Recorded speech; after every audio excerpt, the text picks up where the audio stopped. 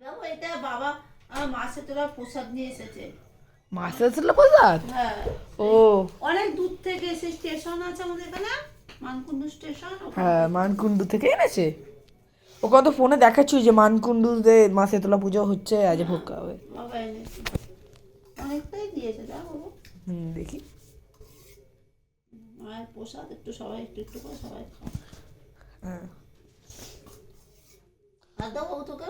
না না, আর একটু দাও দিদি, বলো কোনটা আমার। বাটিরটা নেবি না প্লেটেরটা নেবি? প্লেটেরটা দাও।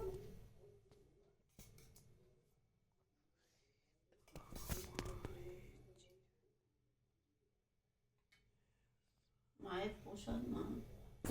বন্ধুরা তোমাদের দাদা ভাই গেছিল স্টেশনের ওখানে, তাই বলে ফোনে দেখছিল, বলেছিল মা শীতলা প্রসাদ তো আমরা পাই, এখানে আছে, এখানে ভোগ হয় না তো।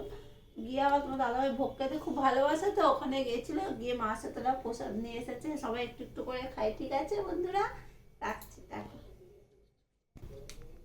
যদি আমার ভিডিওটা ভালো লেগে থাকে তাহলে একটা শেয়ার করবেন।